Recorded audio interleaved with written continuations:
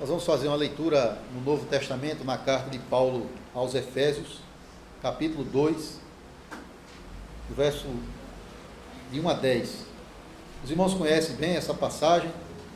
Ela fala sobre a salvação pela graça de Deus. Nós somos salvos pela graça.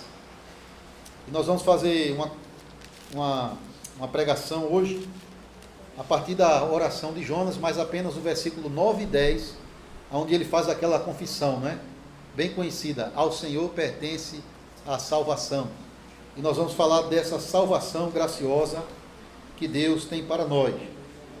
Semana passada nós ouvimos a pregação nesta oração de Jonas, da perspectiva da fé dele em Deus.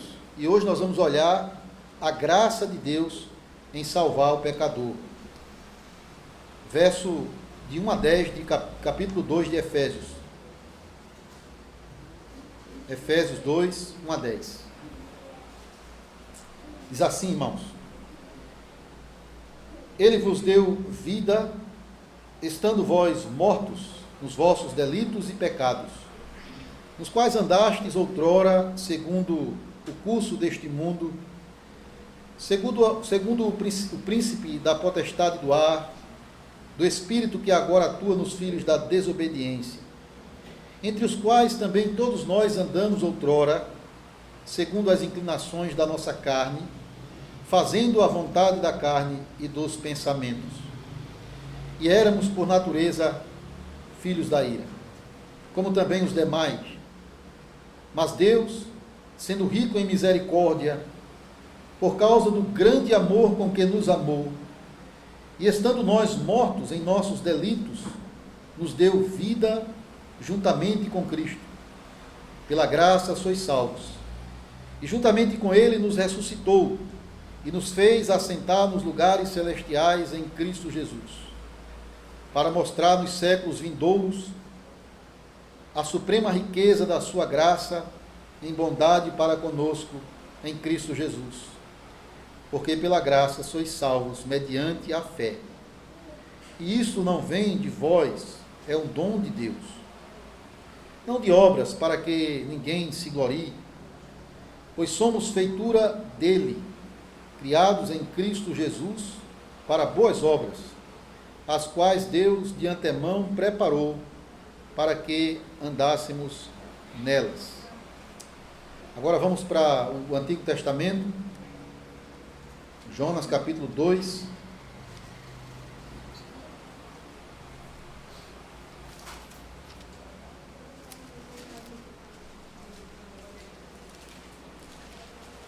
Jonas capítulo 2, verso 9 e verso 10.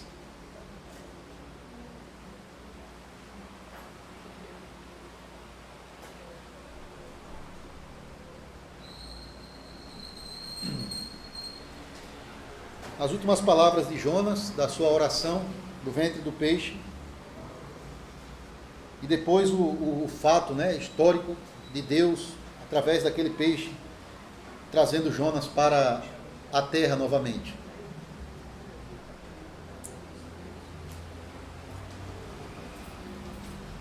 Diz assim, irmãos, a palavra: Mas com a voz do agradecimento eu te oferecerei sacrifício. O que votei, pagarei. Ao Senhor pertence a salvação. Falou, pois, o Senhor ao peixe, e este vomitou a Jonas na terra. Esse é o texto da pregação. Amada igreja do nosso Senhor Jesus Cristo, a palavra salvação, ela pode ter vários sentidos, dependendo do contexto em que essa palavra é utilizada.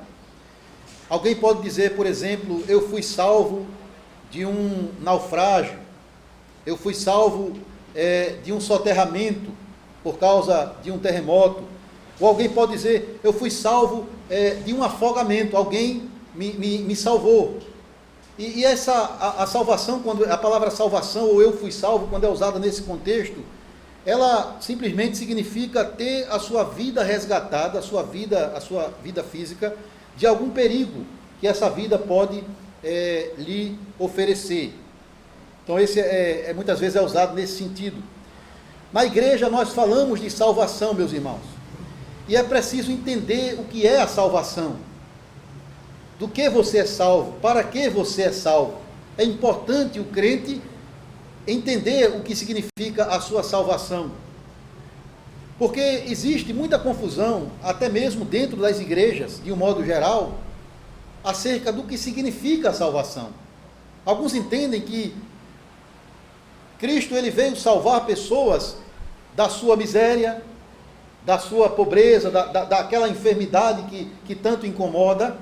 E muitas pessoas dizem que a salvação é isso, é você ser abençoado por Deus materialmente, ter prosperidade nesta vida. Então muitos limitam salvação a esse aspecto. Mas irmãos, não é isso que o Evangelho nos ensina, nos promete quanto à salvação. É claro que nós cremos que, não aqui agora, mas na eternidade gloriosa que Deus está preparando para nós, não haverá mais nenhum tipo de sofrimento, nem dor, nem doença, nem enfermidade, problemas familiares, tudo será novo, tudo será perfeito, e nós cremos nisso. E também ansiamos de estar com Cristo na eternidade, onde nenhum mal mais nos afligirá. Mas enquanto aqui caminhamos, quando nós falamos de salvação, para nós nesta vida, significa, irmãos, a ideia principal do Evangelho acerca da salvação é que nós somos libertos do nosso pecado e das consequências eternas deste pecado. A palavra de Deus, ela deixa muito claro que desde o princípio, desde a queda de nossos pais no jardim do Éden, todos nós nos tornamos pecadores, corruptos, culpados, dignos da condenação de Deus. A Bíblia diz que todos pecaram e carecem da glória de Deus. A Bíblia diz que não há um justo sequer. E a palavra diz que também o salário do pecado, a recompensa ou o castigo desse pecado é a morte. E não só é a morte física. Não é só voltar ao pó e depois do qual nós somos feitos. Mas também a Bíblia fala de uma segunda morte, que é a condenação mesmo no inferno, debaixo do juízo de Deus, por causa do pecado. E por mais incômodo que seja falar sobre a realidade do inferno, irmãos, que nós de fato merecemos por causa dos nossos pecados, o Evangelho ele traz uma boa notícia para cada um de nós. Embora mereçamos a terrível condenação do inferno por causa dos nossos pecados, o Evangelho de Jesus Cristo, ele se apresenta e se revela a nós, mostrando que Deus, ele providenciou um meio de escape, ele providenciou um caminho de salvação para todo pecador, através da pessoa e da obra de Jesus Cristo. O Senhor veio a este mundo, Jesus viveu uma vida justa e perfeita, ele é aquele que não cometeu pecado, e ele também morreu uma morte horrível e terrível na cruz do Calvário, como nosso substituto, como aquele que estava carregando em seu corpo e alma o peso, o castigo que os nossos pecados mereciam. Então, meus irmãos, Cristo ele venceu a morte, Cristo ele ressuscitou no terceiro dia, e ele agora oferece a salvação a todo pecador, o perdão dos pecados, a vida eterna para todo aquele que nele crê. Então essa é a salvação que precisa ser pregada. Não é que você vai ser salvo da sua miséria material, ou de uma doença que lhe incomoda. É claro que o Senhor pode fazer também, ele pode curar. Jesus curou muitas pessoas, mas a ênfase de Cristo e o chamado do Evangelho é a salvação do inferno, é ser liberto da condenação para viver com Deus para sempre. E essa salvação, ela não é uma iniciativa humana, ela não parte de nós. Salvação é algo que vem de Deus. É isso que Jonas confessa no ventre do peixe, irmãos. Naquela oração, ele sendo alvo da graça e da misericórdia de Deus, sendo salvo, ele disse assim: ao Senhor pertence a salvação. É claro que, no caso dele, houve uma salvação de um perigo físico. Ele estava se afogando no mar. Ele estava afundando com seus pecados. E Deus envia aquele grande peixe para engolir e salvar o seu profeta. Ele foi preservado com vida, fisicamente falando. Mas Jonas também sabia, irmãos, ele não ignorava a necessidade espiritual dele, de salvação espiritual. Jonas sabia, ele reconheceu que foi a sua rebelião, foi a sua desobediência à vocação de Deus para pregar aos ninivitas. Foi este pecado que ele cometeu que o levou às profundezas do mar. E ele sabia que ele merecia morrer em seu pecado. Não é que Jonas, irmãos, é bom deixar bem claro, Jonas era um filho de Deus, era um profeta do Senhor. Não é que Jonas perdeu a salvação. Jonas, por um momento de desobediência, ele ficou longe do favor e da graça de Deus. E de uma forma única, extraordinária, o Senhor o salvou. E essa salvação de Jonas, essa experiência única que aquele profeta viveu, ela nos ensina exatamente isso. A salvação, ela vem do Senhor. Ela vem de Deus. E é a primeira coisa que nós vamos observar aqui. A salvação, ela pertence ao Senhor e, portanto, ela se origina nele. Ela vem dele para o homem. Algumas pessoas que entram na igreja, começam a participar de uma igreja, elas costumam dizer o seguinte: eu me decidi por Cristo. Ou, que é muito usado, né? Eu aceitei Jesus. E muitas pessoas são levadas a afirmar isso, irmãos, porque há muitos cânticos arminianos que encorajam essa ideia. Né? Tem até um cântico conhecido, né? Que diz assim: meu amigo, hoje tens a escolha, vida ou morte, qual vais aceitar. E até tem uma música gospel aí que eu vi um dia desses, que diz assim: depende de você. Se Deus muda a sua história, só depende de você. Meus irmãos, a fé em Cristo que nos leva à salvação, ela não é fruto de uma decisão pessoal motivada pelo chamado livre-arbítrio do homem. Crer em Cristo para a salvação é algo que acontece em nós pelo poder do Espírito Santo. Paulo vai dizer: ninguém pode confessar a Cristo como Senhor, senão pelo Espírito de Deus. E na leitura que fizemos em Efésios fica muito claro isso. Qual é a condição que Paulo nos fala sobre o homem, a quem Deus deu vida? Ele diz que Deus deu vida àqueles que estavam mortos nos seus delitos e nos seus pecados. Então o homem, ele não está doente, porque o doente até pode caminhar, ele está morto fisicamente, espiritualmente, ele não tem condições de por si mesmo ir ao Senhor. Por isso Cristo vai dizer: todo aquele que o Pai me dá, esse virá a mim, e o que vem a mim eu não vou lançar fora. E por isso que Paulo vai dizer também que a salvação é um dom de Deus, pela graça sois salvos, por meio da fé, não vem de vós, é um dom de Deus. E Jonas reconhece isso, irmãos. Jonas, ele diz: a salvação pertence ao Senhor. Ele está falando da origem da salvação. Ela provém de Deus, que pelo conselho da sua vontade soberana, que pelo seu beneplácito, pela sua graça, pela sua bondade, escolheu salvar pecadores deste mundo. É Ele quem tem o direito de exercer misericórdia a quem quer e quando Ele quer. É Cristo, irmãos, quem salva o pecador. E é isso que vemos no pequeno livro de Jonas, que a salvação vem de Deus. Perceba que o alvo de Deus era salvar os ninivitas com a pregação. E vai acontecer a partir do próximo capítulo.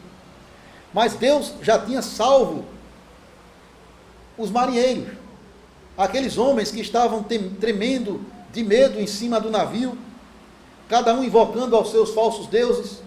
Eles foram, pela misericórdia e pelo poder de Deus, salvos. Eles passaram a temer e adorar o Deus vivo. Jonas testemunhou isso. E não somente isso, Jonas também foi alvo do resgate divino. Ele sabia que estava afundando na morte com o seu pecado, que era merecedor daquilo. Então veja, não há nenhuma iniciativa de Jonas para buscar ao Senhor. É Deus quem manda o peixe para engolir o seu profeta. É Deus quem o faz afundar para que ele possa orar. Ele é forçado a orar pelo Senhor mesmo. Nós ouvimos isso na pregação da semana passada, que a fé de Jonas, ela foi fruto da graça e do poder de Deus. Então ele, sendo alvo da salvação do Senhor, ele não podia deixar de recusar a pregar para os ninivitas. Porque se Deus salvou alguns marinheiros pagãos e incrédulos daquele navio, se Deus salvou um profeta rebelde que fugiu da sua vocação, ele também poderia salvar uma cidade inteira de pecadores, se assim fosse, como de fato foi a sua vontade. Irmãos, não somos nós quem dizemos para Deus quem Ele deve salvar e quando Ele deve salvar. Deus é soberano. A nossa missão como igreja, como crente, como povo de Deus, é proclamar o Evangelho. É anunciar a este mundo perdido o glorioso Evangelho da salvação. Esse Evangelho que Paulo chama de poder de Deus para a salvação de todo aquele que crê. Essa palavra que Tiago, irmão do Senhor, vai dizer que é poderosa para salvar as almas dos homens. Então a igreja, ela não tem que discutir e ficar sobre a eleição divina, quem será salvo, quem não será. Ela tem que pregar, confiando na graça e no poder de Deus, de usar essa pregação para trabalhar no coração do pecador. E a graça de Deus, ela é irresistível. Ninguém resiste o chamado do Senhor. Aquele que falou para Levi, segue-me, Levi o seguiu diretamente, porque foi o poder da voz de Cristo. O mesmo poder, a mesma voz poderosa que tirou Lázaro da sepultura.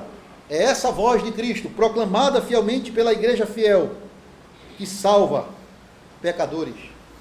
É por isso, meus irmãos, que nós não devemos, em nenhum momento, desanimar ou perder a esperança pela salvação de algum amigo, parente, que não conhece ainda o Evangelho, ou algum parente ou amigo nosso que se desviou do caminho por um tempo. Nós devemos continuar orando, dando testemunho, proclamando Cristo, porque o Senhor é poderoso para salvar, porque a salvação vem dele. É Ele quem faz a obra, e quando Ele faz a obra, ninguém pode impedir. No caso de Jonas, Deus enviou um peixe para o salvar. Mas Deus, irmãos, Ele enviou o seu Filho, Cristo, para salvar o pecador. E é interessante que a palavra que é usada aqui no texto, salvação, é a mesma palavra de onde vem a raiz do nome Jesus, Yeshua, que quer dizer, o Senhor é aquele que salva. É a salvação que o Senhor oferece hoje, é por meio de Cristo somente. O próprio Jesus vai dizer isso. Eu sou o caminho, a verdade e a vida, ninguém vem ao Pai a não ser por mim. O apóstolo Pedro, pregando o Evangelho, ele vai dizer que não há salvação em nenhum outro nome entre os homens, pelo qual sejamos salvos, a não ser o nome de Jesus Cristo. A salvação pertence ao Senhor.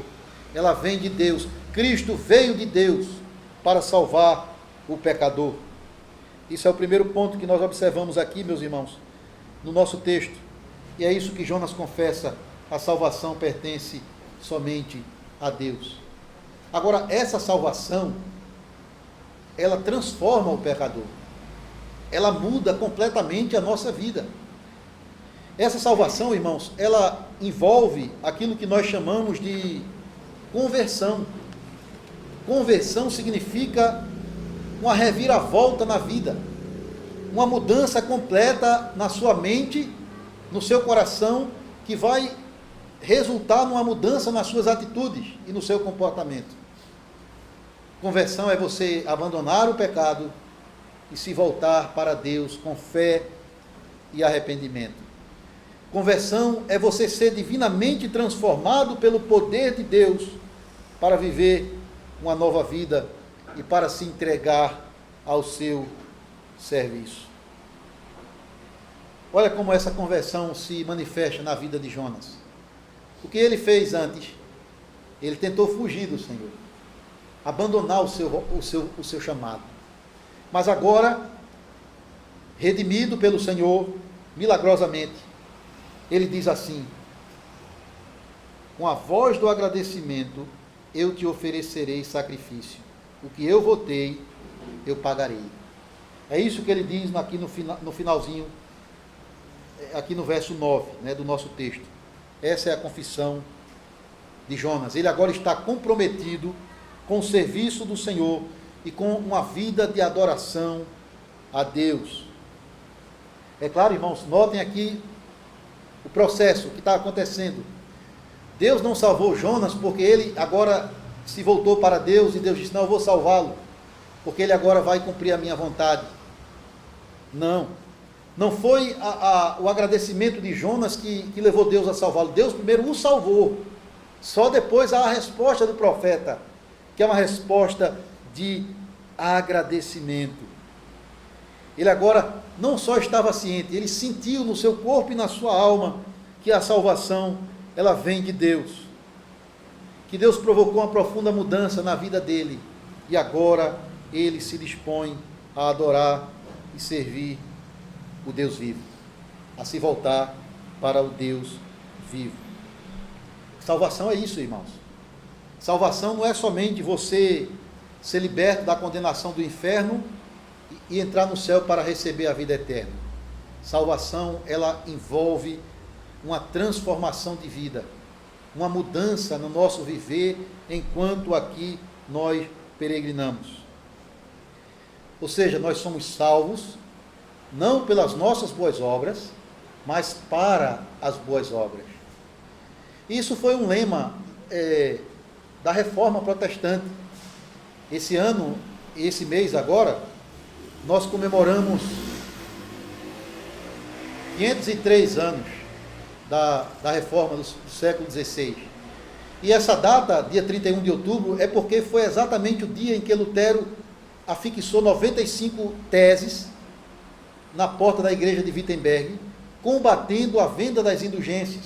Aquele documento que dizia que se você oferecesse dinheiro para a igreja de Roma para construir a Basílica de São Pedro, que é aquele monumento enorme que está lá, a sua alma vai ser liberta do purgatório, e também a do seu parente que já tinha morrido, ela vai para o céu.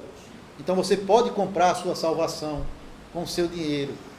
Lutero não suportou isso. Ele não aguentou, porque o pregador que foi levantado era um homem que sabia falar, chamado Johann Tetzel. Ele chegava a dizer, para encorajar as pessoas a dar dinheiro, que na hora que a moeda caía no fundo do cofre, a alma do pecador saía do purgatório direto para o céu. Então tome dinheiro para a igreja. Ou seja, e não só isso, também as penitências, as boas obras, tudo que você tinha que fazer para contribuir com a sua salvação. Pela misericórdia do Senhor, os olhos de Lutero foram abertos para a verdade. Ele entendeu que a salvação é pela fé em Cristo, pela obra de Deus, por meio de Cristo.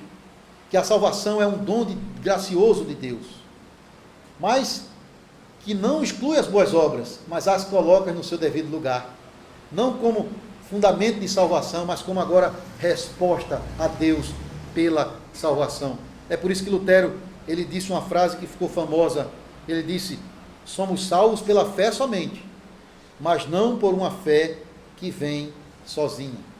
Ou seja, uma fé acompanhada de boas obras. Então, a evidência de que você é salvo, a evidência de que você é um filho de Deus, de que você foi liberto da sua miséria, do seu pecado e agora está caminhando para a glória, é que você tem uma vida devotada a Cristo. Agora, mesmo com suas dificuldades e fraquezas, você quer viver para o Senhor. Efésios diz isso, irmãos. Depois de Paulo dizer que nós somos salvos pela graça, não de obras para que ninguém se glorie, ele faz questão de acrescentar: somos feituras de Deus, criados em Cristo Jesus, para a prática das boas obras. Ele também vai dizer lá em Tito 2,14, que Deus nos redimiu por meio de Cristo para fazer de nós um povo exclusivamente seu, zeloso de boas obras. Portanto, irmãos, salvação, ela tem um poder transformador. Salvação significa que agora aquele que foi salvo pela graça de Deus, ele não tenha outra prioridade na vida, a não ser adorar e servir o Deus vivo, e viver para a glória de Deus. É isso que Jonas deseja agora. Ainda que ele tenha mostrado algumas imperfeições, isso também nós mostramos, a obediência nossa nunca é perfeita, mas mesmo assim Deus recompensa as boas obras do crente. Jonas, ele manifesta isso, ele quer agora oferecer o que a Deus? Sacrifícios de ações de graças. Ele quer adorar a Deus. Os sacrifícios tinham um aspecto expiatório, tinha a ver com você receber o perdão dos seus pecados, com aquele animal que você trazia para o sacerdote sacrificar, mas era também um ato de devoção, de adoração ao Senhor. É claro que não é esse sacrifício que o Senhor espera de nós hoje, mas o sacrifício que Deus quer ver em nosso coração, na nossa vida, nós que fomos salvos do pecado, da condenação que merecíamos, como todo pecador que existe na face da terra, nós agora vamos oferecer a Deus sacrifícios, não para cooperar com a salvação de Cristo, mas para agradecer. E quais são esses sacrifícios? Sacrifícios de louvor, que saem de lábios que confessam o seu nome. Adorar a Deus. Sacrifício de negar a si mesmo, a sua vontade, os seus desejos, para fazer a vontade de Deus. O sacrifício de separar o dia do Senhor para adorar o Senhor na sua casa, na comunhão com os irmãos. O sacrifício de obedecer a Deus, no sentido de proclamar a sua palavra para a salvação de outros. E essa foi a maior dificuldade de Jonas, mas ele ainda assim o fez, pregou para os pecadores. É isso que Deus quer ver, irmãos. A salvação nos leva a isso. Então eu preciso sondar o meu coração. Se o dia do Senhor para mim é um dia enfadonho, é um dia chato, está pelo menos 2 ou 3 horas, ou no máximo, a cada domingo aqui, se isso me deixa fatigado, eu preciso sondar o meu coração, para saber se de fato a minha vida é do Senhor. Porque isso é o crente, ele quer adorar a Deus, ele quer ouvir a voz de Deus, ele quer cantar louvores, oferecer sacrifícios, trazer suas ofertas, porque ele foi salvo do pecado, do inferno, para receber a vida eterna. E ele vai querer cumprir o seu voto. Ele vai querer mostrar fidelidade a Deus. Isso eu falei, não vou entrar muito nisso, porque a semana passada nós ouvimos. Ele vai querer ser fiel na vocação que recebeu, para testemunhar do Evangelho de Cristo. E por fim, irmãos, essa salvação que vem do Senhor, que transforma a nossa vida, que nos leva a adorar a Deus, a viver uma vida de fidelidade ao Senhor, como Jonas muito bem confessa aqui nessa oração. Essa salvação, ela vai nos levar a um final glorioso, a um final triunfante. E isso é maravilhoso para nós. Perceba o verso 10. Falou, pois, o Senhor ao peixe, e este vomitou a Jonas na terra. Será que existe alguma coisa, alguma glória nesse acontecimento aqui, irmãos, com Jonas?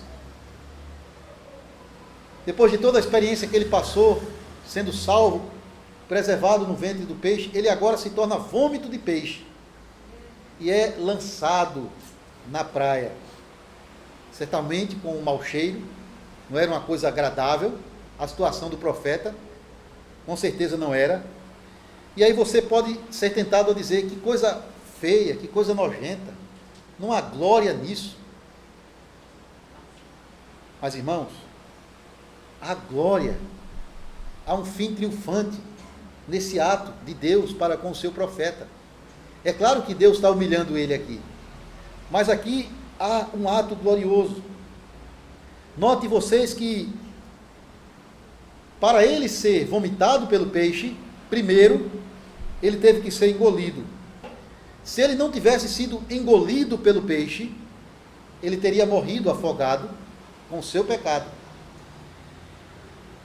E se ele tivesse morrido, irmãos, em sua desobediência, qual seria o destino de Jonas depois da sua morte? Mas Deus o salvou. E a salvação do Senhor, ela tem um início, ela tem um fim. Ele começou a boa obra, ele termina a boa obra. E veja o que é que Deus faz. Ele milagrosamente mantém Jonas vivo no ventre do peixe por 3 dias, para depois lançá-lo em terra firme e seca, são e salvo. O que parece ser aqui uma coisa nojenta até, inglória, na verdade, irmãos, é um acontecimento glorioso. É algo que Jonas, que nunca mais vai acontecer com ninguém, e que só aconteceu com ele. Ele simplesmente não foi geograficamente retirado do mar para a terra. Jonas, irmãos, espiritualmente, foi transportado da morte para a vida. Lembra o que ele diz na oração? Que o Senhor o tirou da sepultura. O mesmo Senhor que o fez descer as águas, o levantou da sepultura. Ele estava quase morto, praticamente morto. E aquele peixe foi o instrumento, foi o veículo usado por Deus para promover a salvação de Jonas.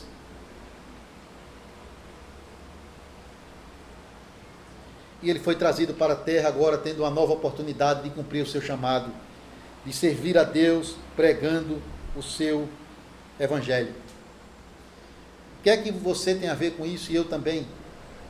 O que é que a salvação em Cristo tem a ver com esse acontecimento na vida de Jonas? De ser engolido por um peixe, de passar 3 dias ali e depois ser lançado na terra com vida.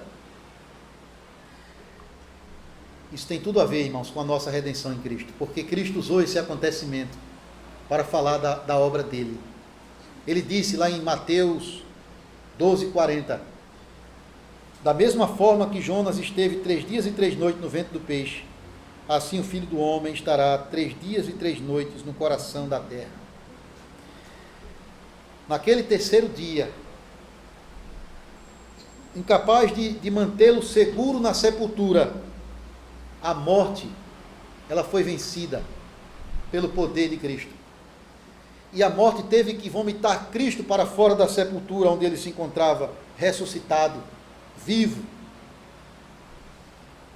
Jesus também passou da morte para a vida, irmãos, sendo vitorioso sobre o pecado e a morte para todo sempre. E isso tem tudo a ver conosco, porque a morte e a ressurreição de Cristo é a garantia também da nossa ressurreição final. Nós somos as primícias, o apóstolo Paulo vai dizer.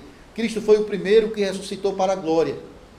Ele não foi o primeiro que ressuscitou, porque Elias ressuscitou um rapaz, Eliseu também, Lázaro foi ressuscitado, Pedro ressuscitou uma mulher, mas o primeiro que foi ressuscitado para a glória, com o corpo perfeito, foi Cristo. E isso Paulo vai dizer, nós vamos seguir esse caminho também. Basta você ler 1 Coríntios 15, 23. O capítulo 15 de 1 Coríntios fala sobre essa ressurreição de Cristo, que é a garantia da nossa ressurreição. Também foi algo terrível que aconteceu com Cristo. A sua condenação, a sua morte na cruz, o sofrimento que ele passou, a humilhação, a vergonha do Calvário. Mas isso, irmãos, terminou também em glória. Da mesma forma que Jonas também foi algo que aconteceu com ele, ser vomitado na terra, sujo, mas salvo, liberto, restaurado, para cumprir o seu ofício. E mesmo se a morte um dia nos alcançar, se Cristo não chegar antes, o túmulo não nos reterá ali. Nós também seremos lançados para fora desse túmulo, para uma nova vida, que agora será uma vida eterna, sendo co-participante da ressurreição de Cristo, porque a morte será tragada pela vitória do Filho de Deus. Imagine agora você vendo Jonas ali se limpando naquela praia, mal cheiroso certamente. O que você acha que ele estava pensando? Será que ele ficou indignado com isso que Deus fez com ele? Irmãos, com certeza ele estava ali agradecendo a Deus pelo seu livramento. Perceba que ele faz essa oração dentro do ventre do peixe, mas é bem possível que ele orou antes de ser engolido pelo peixe, dentro da barriga do peixe, mas também fora, principalmente para agradecer a Deus pelo seu livramento. Certamente ele estava louvando, dizendo: Senhor, como é grande a tua misericórdia, eu te desobedeci, eu me afastei do teu chamado, e o Senhor foi ao meu encontro e me salvou, e agora estou aqui de novo, em terra firme, para cumprir o teu propósito. E aí é por isso que ele vai dizer, meus irmãos: ao Senhor pertence a salvação. Então essa salvação que Deus nos dá, ela vem de Deus, é um dom gracioso de Deus. É Ele que nos leva à fé, não é a sua iniciativa, não é a sua decisão pessoal por Cristo, é Ele quem nos chama, nós o amamos porque Ele nos amou primeiro. Não foste vós que me escolheste, mas eu vos escolhi, e vos designei para que vá e dê fruto. Cristo falou assim. Essa salvação, ela tem a ver com o poder do Espírito Santo, que muda completamente a nossa vida, que nos faz agora ser um crente devotado ao Senhor, que tem prazer em oferecer a sua vida como sacrifício de gratidão, que tem prazer de adorar a Deus, que tem agora o desejo de mostrar a sua fidelidade na sua vocação, cumprindo os seus votos que você fez. E essa salvação, meus irmãos, ela tem um final glorioso, triunfante,